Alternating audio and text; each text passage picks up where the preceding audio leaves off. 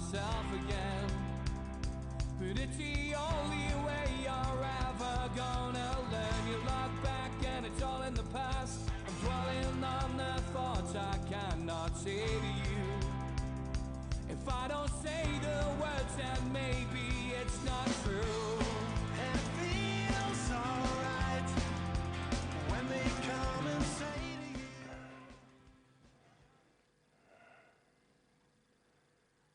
Good evening, my name's Steve Wraith. I'm Malcolm MacDonald. And I'm John Gibson. And this is NUFC Matters.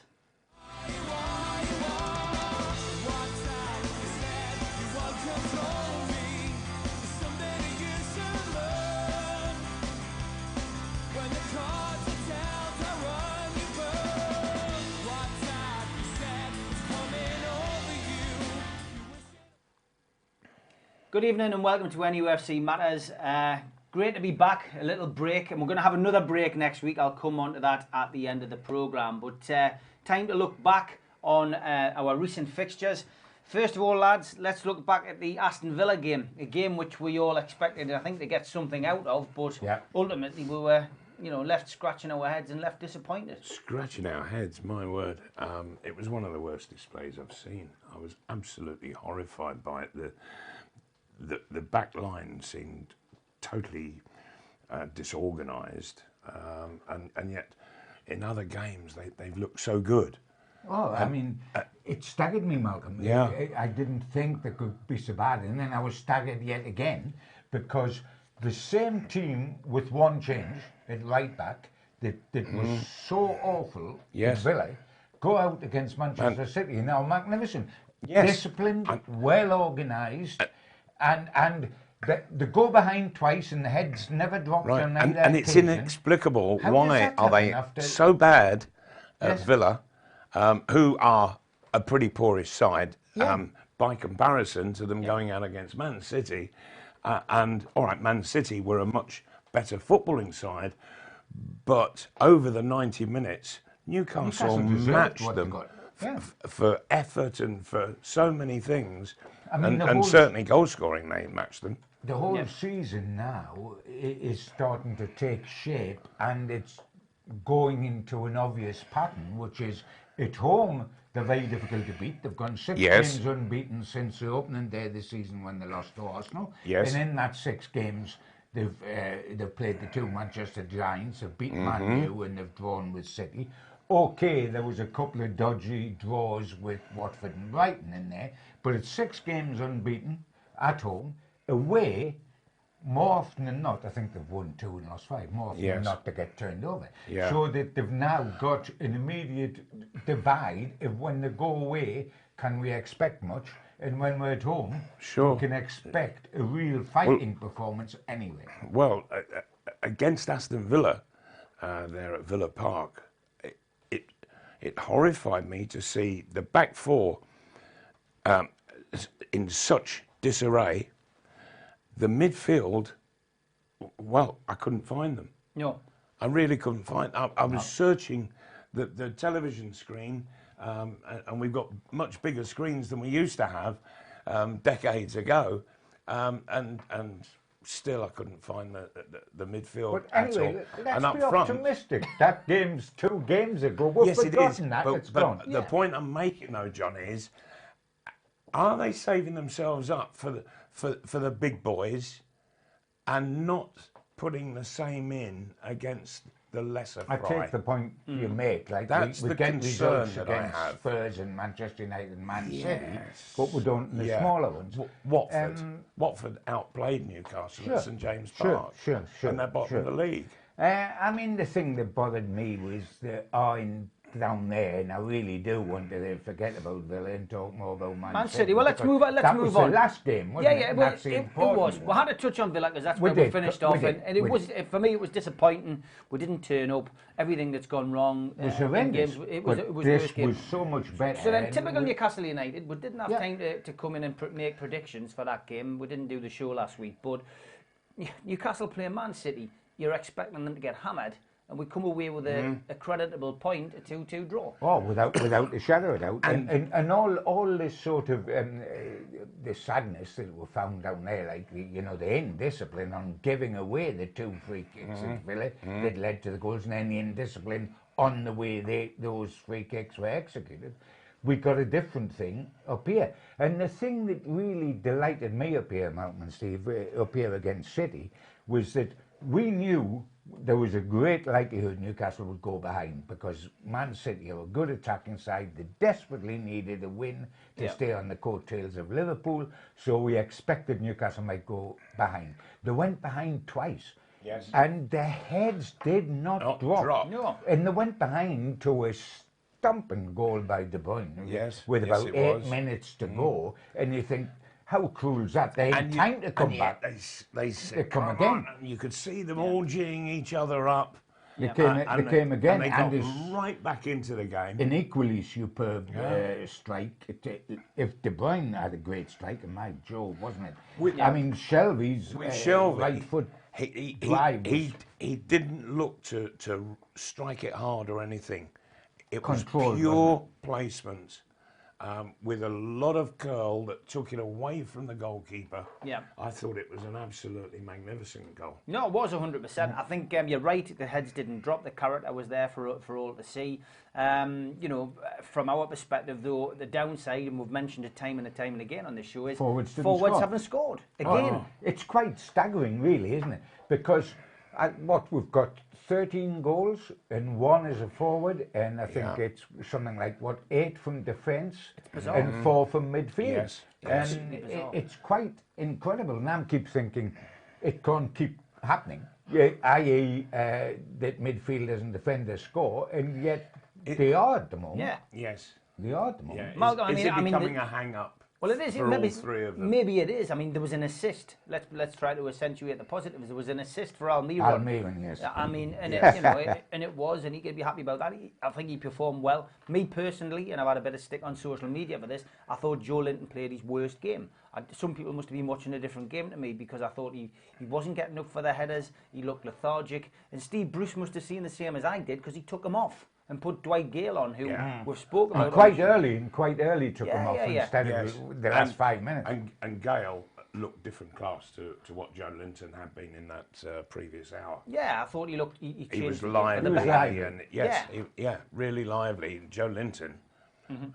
He's a wasn't real it? concern. Yeah, I mean, I think so. I quite agree with you, Steve. Even for me, Joe Linton's a much greater concern than the 2 wide men. Yeah. At least they're contributing something and getting the ball up the pitch quickly and that twisting and turning exhausted. opposing players. You can see what they bring to the table, although they've got to start scoring, they really have. But you can see what the wide guys bring to the table. I am not certain at this moment that Joe Linton is bringing anything to the table. So a question. On what you saw against Man City, would you play Joe Linton or would you play the little fella?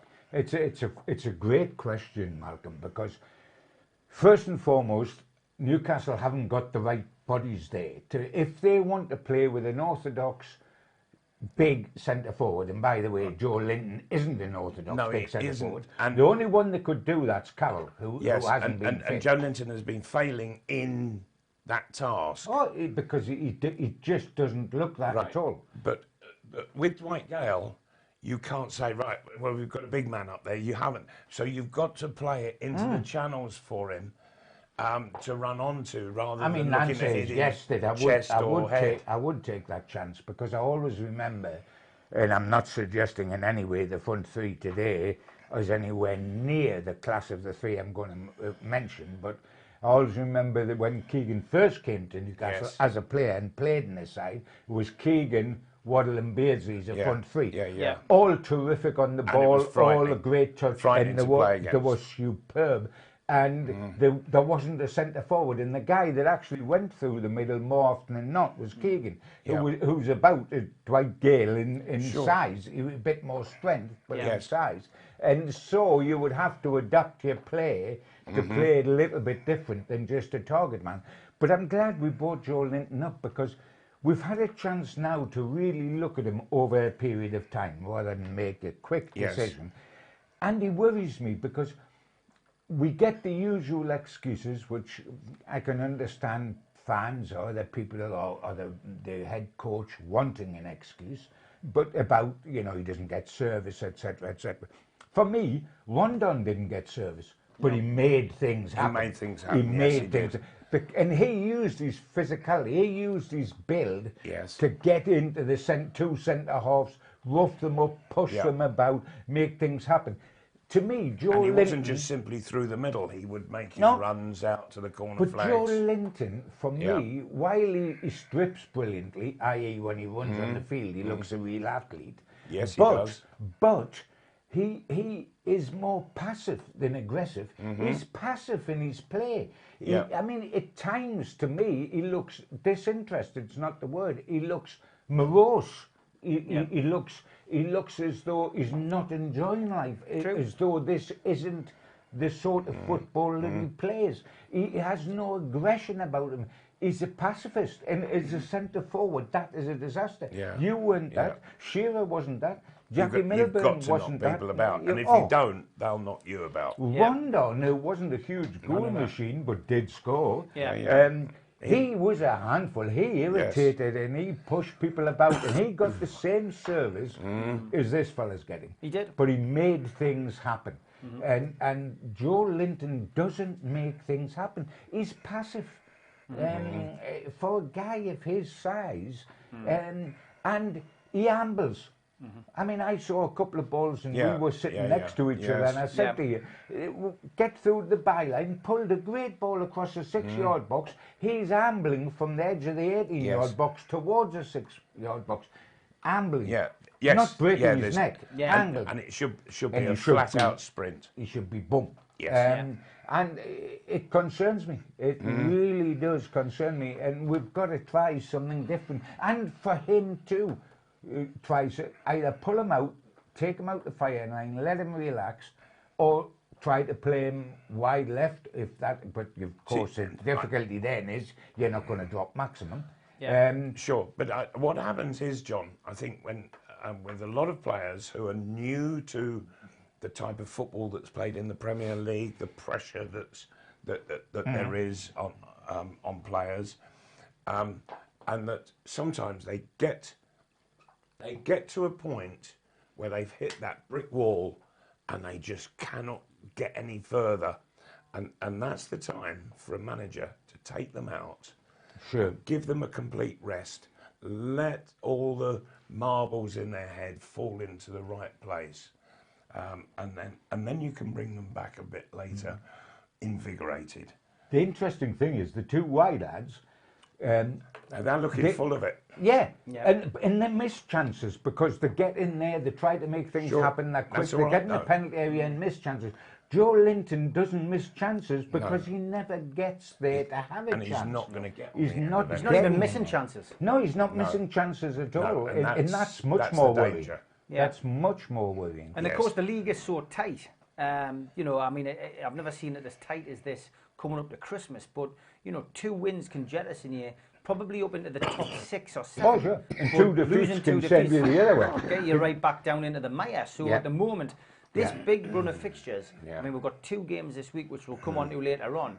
One on Thursday and one on Sunday. Well, you lose those 2 games and you're straight back in the relegation fight. So it's a crucial time, this. And usually it's Christmas, what we all talk about it being a busy festive period. So it is going to be interesting. That's the big danger time, Yeah, good. Let's move on. Let's look at Shelby. Sorry to interrupt you, John. But look at Shelby. Shelby, we haven't been Shelby's biggest fans on this show either, you know, for good reason. He's, we've said he's lazy. We've pointed out all the things which annoys you. But look at him in the last 2 games. I mean, the Villa game was everything that was bad about Shelby. Yes. The Man City was everything that was good. Yeah. And you know, he did a great portrayal of the Invisible Man. Yeah, and now he's now top goal scorer. He's scoring goals and he's adding a little bit in. But there's no doubt about it against Manchester City. That was Shelby. Enjoy it. Yes. So you know that he's loving the game at the moment, and it just makes me scratch my head.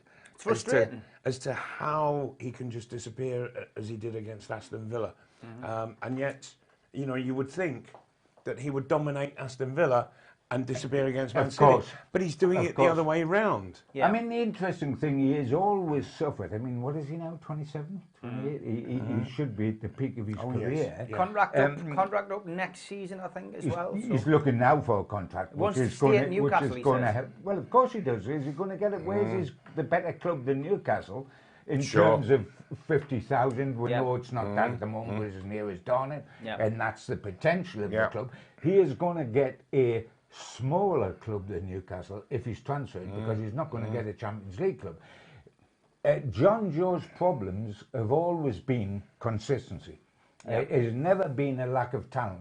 The talent that we can all see is the reason why he went to Liverpool and the reason why he got England caps. Yeah. The reason why he left Liverpool and the reason why he stopped getting England caps was his inconsistency. Yeah. And that has always been about his game. And the reason why he left Swansea, Yeah. you know, because he was just out in the wilderness there. Is this a new John Joe Shelby then? Do you think because he's been given the captaincy, because Bruce has given him the chance, do you think we're going to see the best of him now? I hope so, but I wouldn't put my hat on it, simply because he disappeared against Aston Villa, he reappeared against Manchester City and was terrific, and not all that well supported, I felt, by the fella next to him, Hayden. He seemed... He didn't seem to be able to get up to the pace of the game, I don't think. But Shelby, it's one bad game, one good game. One bad game, one I think we need much better from him. We need a greater consistency. Yeah. He is what he is, isn't he? Yeah. You know, He's not going to change now. No, I don't think at this stage of his career he's going to change. Shelby against Man City could well be in the England side, but then Shelby against Aston Villa, dear me, he wouldn't get into Gateshead reserves. Before we move on to the next topic of conversation, I just want to give a shout out to @Cult0s Malcolm, who kindly sent us this, the camera. Can you see that? Malcolm, recognise that guy? That handsome young man. Now, you often comment on not what I'm talking about wearing. you. I'm talking- Malcolm MacDonald, it's a big thank you to a Fulham fan. Really? A Fulham fan? @Cult0s on Twitter, who sent us that. He's also kindly for him. said, because he enjoys watching the show, even though we're not talking about the, Yes. the black and white club that he supports down at Craven Cottage, that he'll throw in a one for a viewer. So anybody who can log on That's to good. YouTube tonight and subscribe to NUFC Matters, you put yourselves in the hat for winning this T-shirt. So if I ask you to do that now, I can keep an eye on who basically logs on to YouTube and who subscribes tonight to NUFC Matters. That's all you've got to do. Subscribe to the channel tonight now, and at the end of the show, just before I introduce the band, I will announce the winner, and you will win the T-shirt. All we'll need of you is your address and your size, and @Cult0s on Twitter will send you a copy, a nice black and white version of this T-shirt. So thanks very much for that. Much appreciated. Absolutely. Back So on. I don't get one. Well, Malcolm, if you want one, now's your time.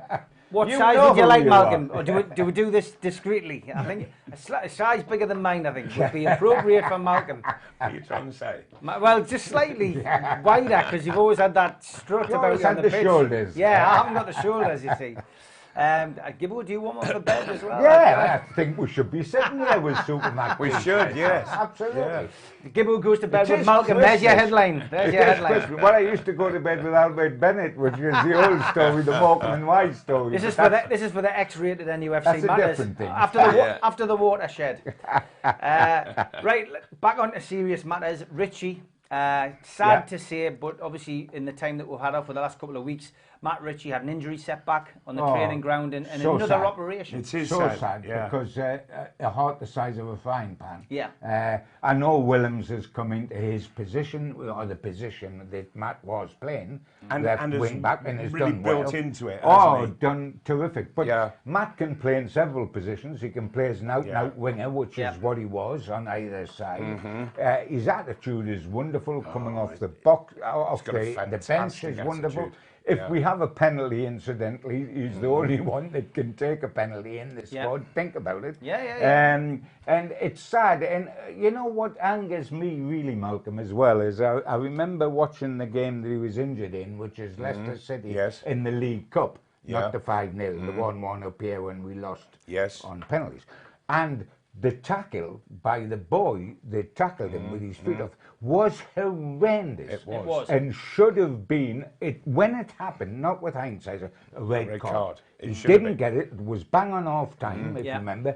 And Brendan Rodgers, who's no fool, took him off within a minute of that tackle because he knew what was coming in the second half if he didn't do that, and they would be down to 10 men.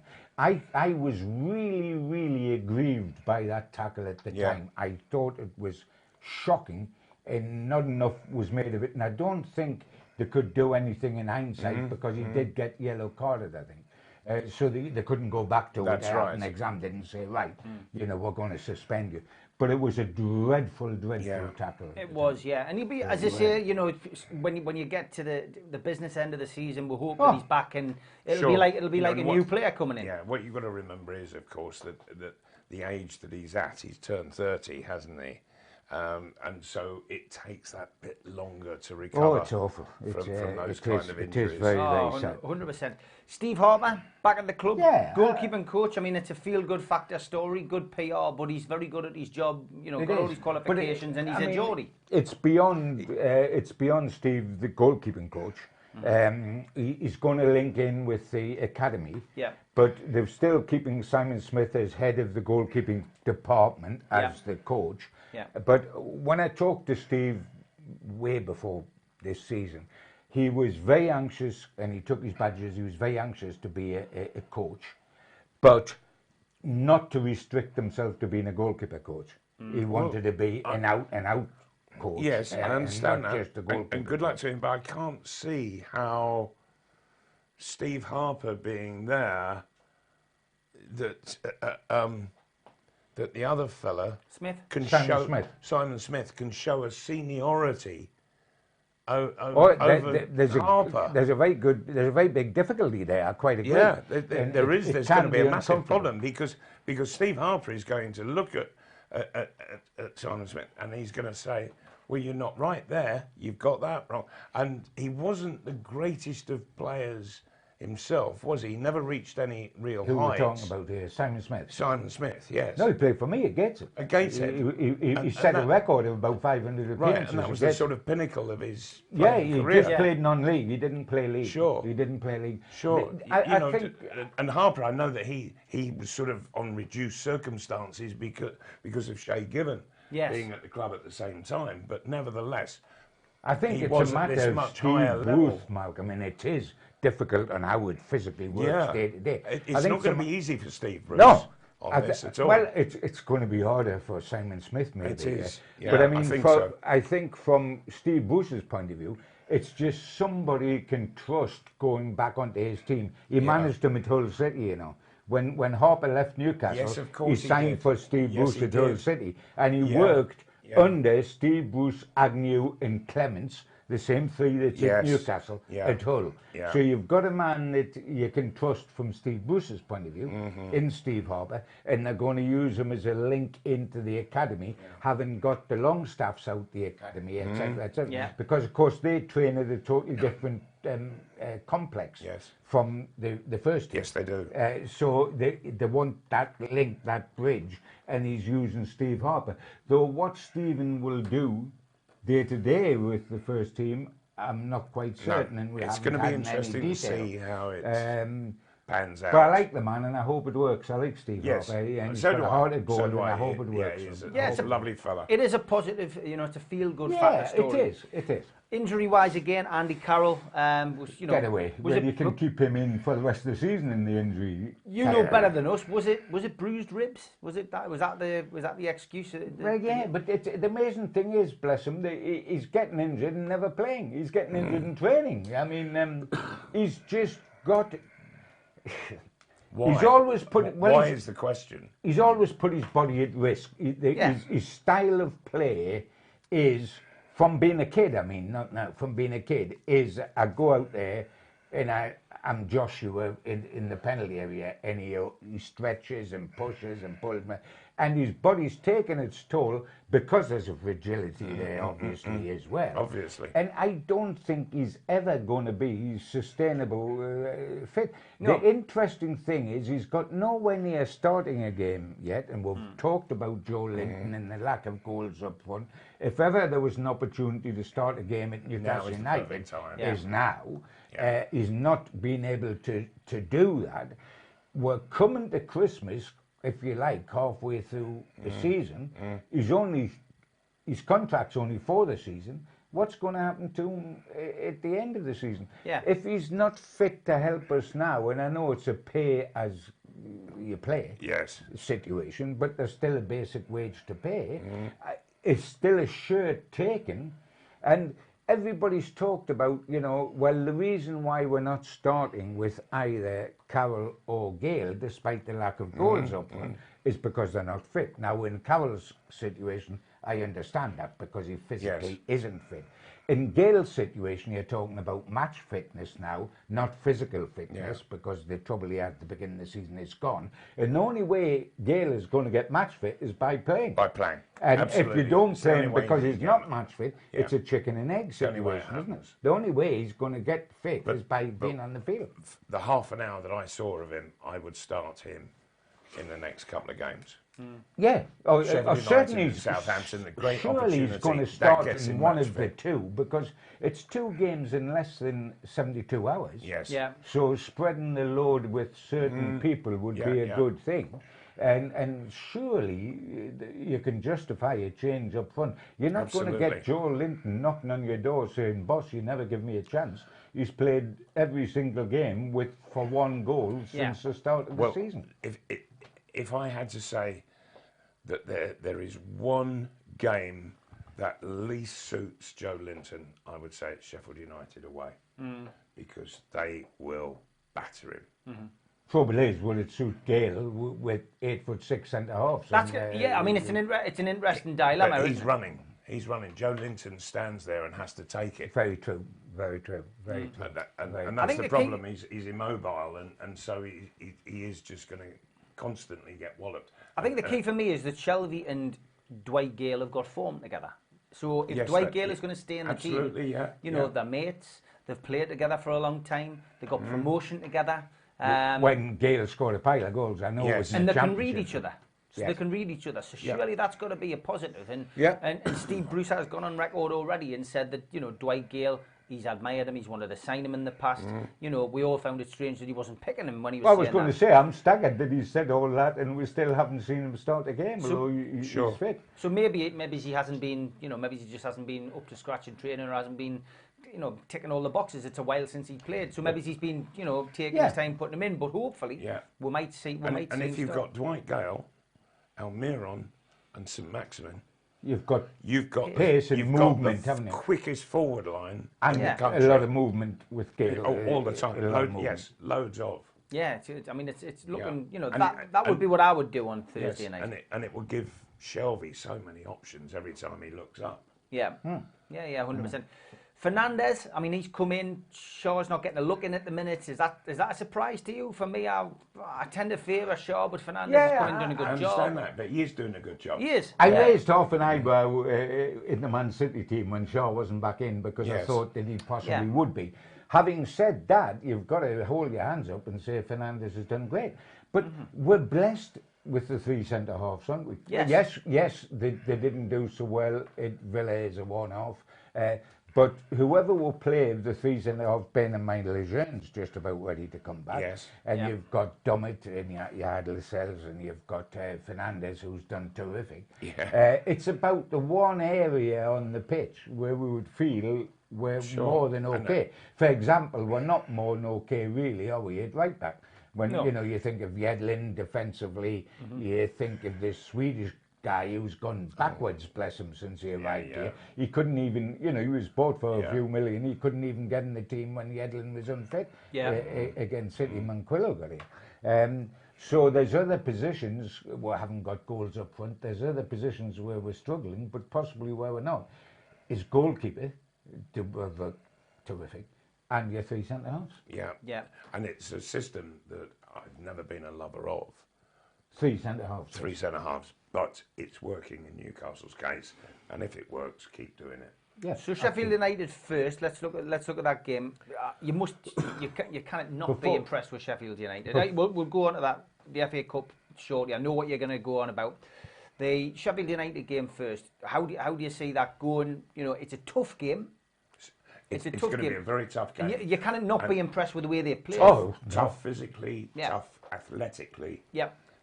Sheffield United are probably just about the hardest working side. Yeah. In the division at the moment. Yeah. And they put everything into it. Yeah. And it was interesting to see them against Man United, that they went into the lead, and for an hour they were quicker, fitter, tougher, jumped higher than Man United. But then after about an hour they started to tire, and Manchester United then finished up getting into the lead with 3 quick goals. Yeah.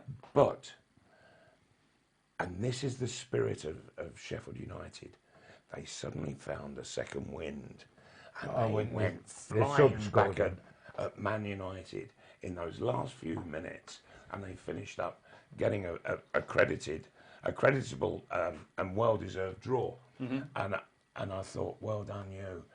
But that's the kind of thing that I'm not so sure that Newcastle United will enjoy playing against.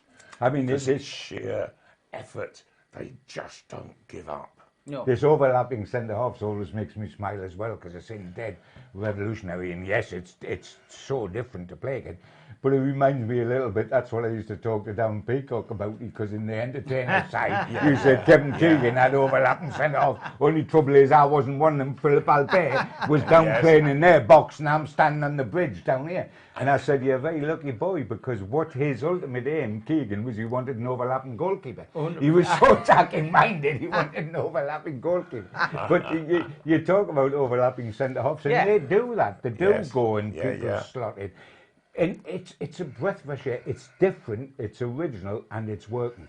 I mean, this doesn't matter for Thursday night, but what I'm going to be interested with Sheffield United is if they stay up, and I believe they will, and I hope they do, because they deserve to. It'll be interesting next season to see if people have worked out their tactics, because their tactics have been totally new to the Premier League this season. Yes, they have. And sides are sitting there and saying, ooh, wait a minute. But it won't be new next season. I do remember it happened to Huddersfield, though, when they came up. They'd had a great start of the season, were sitting top of the Premier League, and then they got found out the second half of the season. Yeah. It can happen like that. It does. Oh, yeah, it can. But Watford was another one that they finished second, didn't they? It's often the second season. The second season.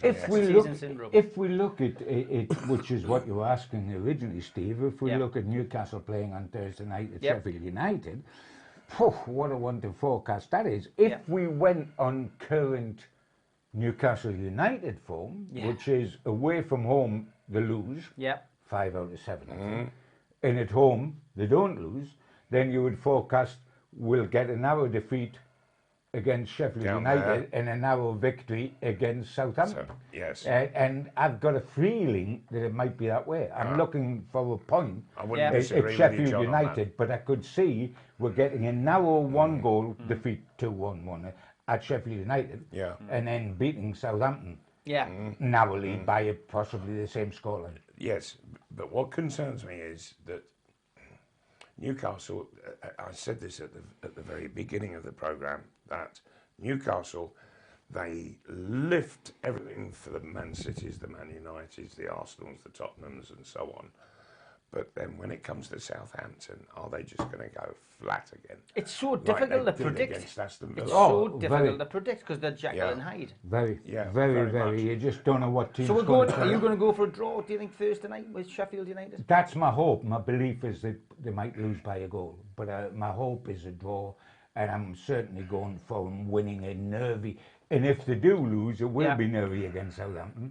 But Newcastle to beat Southampton. What about you, Mal? Well, if Newcastle are seriously prepared to match the physicality and the running power of Sheffield United, which they can do because Newcastle are a fit side, I'll go for a draw, and I can see goals being scored. Yeah. So Okay. I'll go for 2 each. That's my hope. Is a draw. Yeah. My hope is. Yeah. They've got. I mean, the forwards have got to break the duck sometime. Right. You know, they've got to break the duck. Yeah, but they've got to. I feel so much better hearing you say that. They cannot, I mean, they cannot go through an entire season not scoring. So that would be like beyond the realms of possibility. So I'm going to go with you guys. I think a draw. I think a draw 2-2. I think sounds about right. I can see the team can score goals. That's the one positive. Forwards might not be scoring goals, but the team seems to be scoring goals. If Joe Linton is left out and Dwight Gale is given his first start, that might just change the situation for the other two, St Maximin and Almiron. Yeah. And that they find that there's something else going on that Dwight Gale has brought into the side, and it will spark them off. Yeah.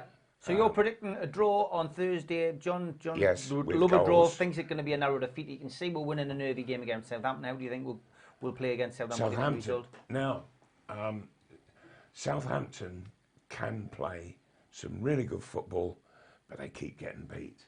Yeah. So you've just got to get on top of them, and I think that Newcastle United are well versed in this kind of thing at the moment, that they can get on top of sides, both physically and the way that they play the ball around. I would really be disappointed if Newcastle don't win by about 2 or 3-0. Yeah, I'm going to go for a 1-0 win against Southampton. I think it'll be a nervy game, but I think we'll just edge it against them. I think got more than enough to beat Southampton. I mean, one of the reasons, apart from the obvious, which is we must beat Southampton to keep the points difference, is it's the 50th anniversary of Newcastle United this year winning the European Fairs Cup. Of course. And the whole of the Fairs Cup squad are guests of Newcastle United for a big lunch before the game with Southampton on Sunday. Good. Very nice. I'm going along Lovely. with them, which is wonderful. They're going on the pitch at half time to see the fans, etc. Please don't spoil our day.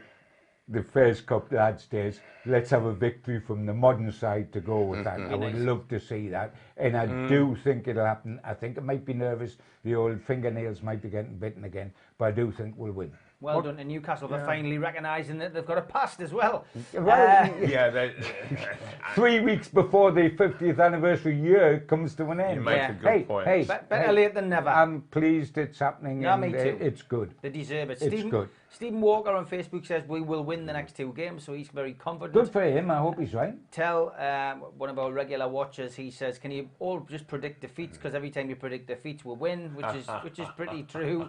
Yeah. Why do you think we do it, big Is man? that us, or is it Newcastle United? Maybe Brucey's tuning in and watching the show. Last thing we're going to finish off with tonight is obviously the FA Cup draw. And to be honest, we always prepare notes before the show. And maybe it's a subliminal message to myself here that I actually forgot about adding that to the list.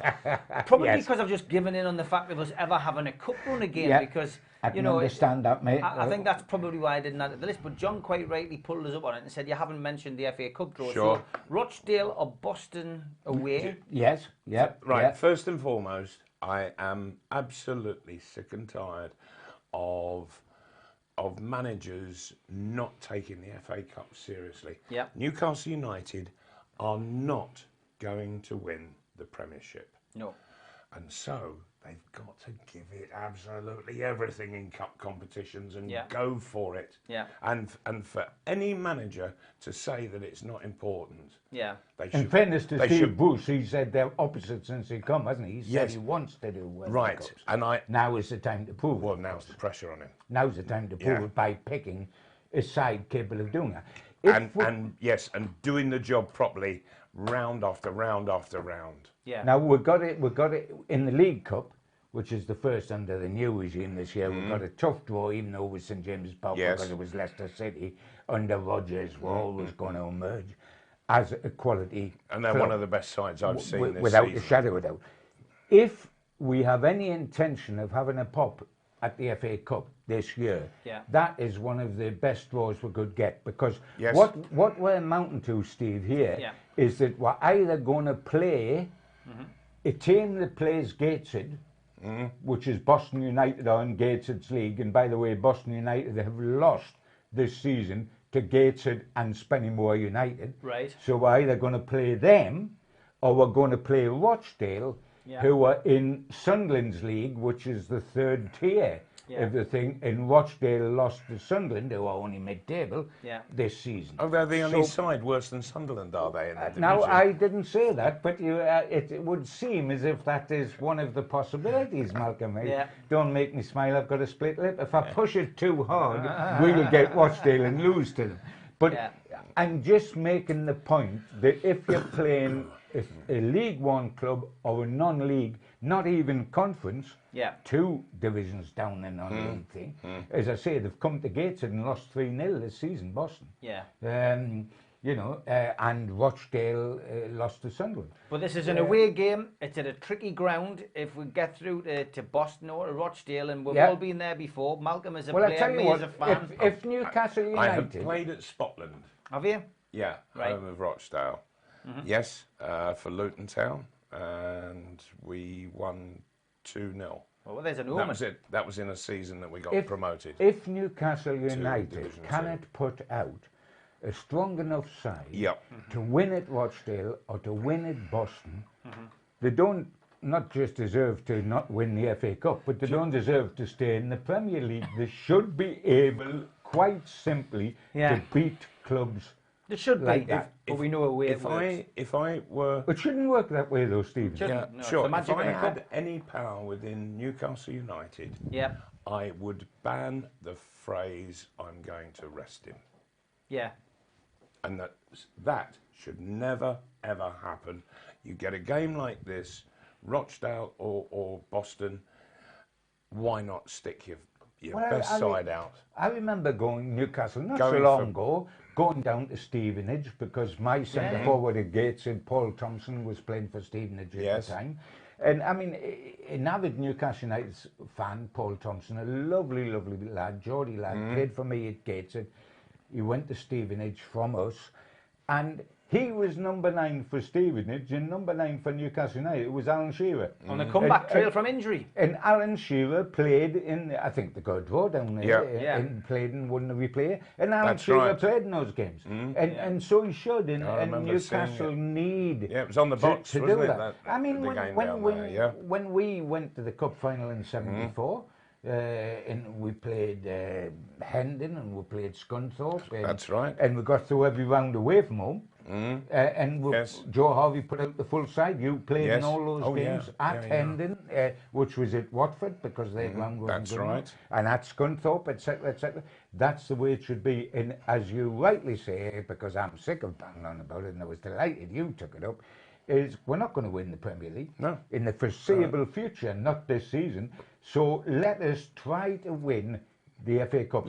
Let's go for it. And for heaven's sake, you look at the results that Newcastle have been getting against the likes of Spurs and Man United and Man City so far this season, and you think, well, if we were to meet one of them in the final, who's to say this? Who's to say? Absolutely, John. You know, you've got to buy a ticket to win the lottery, haven't you? Let's have a go. Yes. Couple of last minute points here. Tell again says, great show as always, guys. Striker issue is a massive issue, as you have said. I'm nervous about Thursday. I think for us it's about a strong midfield in that game. Win the battles and feed the front players in there, because we face real aggression, which is true about. Stephen Walker says the whole team in the first half of Villa was terrible. You won't get any arguments from us on that, I don't think. Paul Saunders says, hi guys, Joe Linton will come good. He's getting no service at all. He's playing with his back to goal 90% of the time. He's not run-done type of player. Gary Brown says, Super Mac, my boyhood hero. My first game was his hat-trick against Liverpool, so he's happy to see you, Malcolm. Maybe he wants the T-shirt. But yeah, look, great, as always on Facebook, always nice to get those kind of comments. And even Gibbo's getting stopped in the street in Prudhoe now, and people saying that they've seen him on the show, which is good. Which is quite amazing. I was well pleased. No, which is good. So congratulations to Steve Hewitson, who is the winner of our T-shirt tonight from @Cult Zeros. So we will pass your details on, Steve, to the lads there, and thank you very much for supplying that T-shirt. A big thanks to UK Collection Services, as always, for sponsoring the show. Thanks for all your hard-earned cash putting into towards the setup and the Christmas decorations. I hope you've noticed. What quality, Steve? Absolutely, Absolute quality, my friend. But couldn't we I light thought the that was candle? I thought it was a Christmas cake. I was going to eat it. So we've got no show next week because our two guys who do the show are covering a pantomime. Oh yes, they are. And Not those two. Those two. these But guys. we've got to get our Christmas shopping in. And they've got to get a Christmas shopping. So we will be back in 2 weeks' time to have a Christmas special, and then we're going to have a well-deserved break. So we're going to hand over now to Hector Gannett. All hail, all glory. That sounds quite religious. And we'll be back in 2 weeks' time. So that's all from NUFC Matters. Good night. Good night. All hail, all glory to the dead. Dulce et decorum.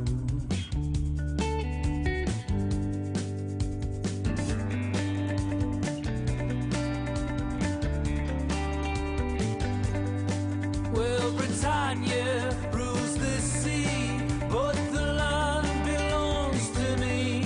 And you're my Boadicea. You don't fear the reaper. Oh, yeah, nuclear, my Boadicea. You don't let them see you crying. Forgive your God above, for he knows not what he's done. Give in to those that come, seeking equilibrium. And for you all, light a candle at your door.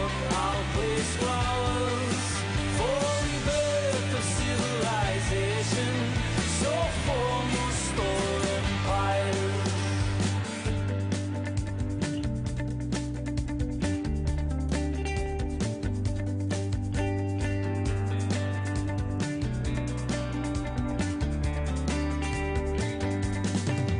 All hail, all glory to the dead. Pro patria, mori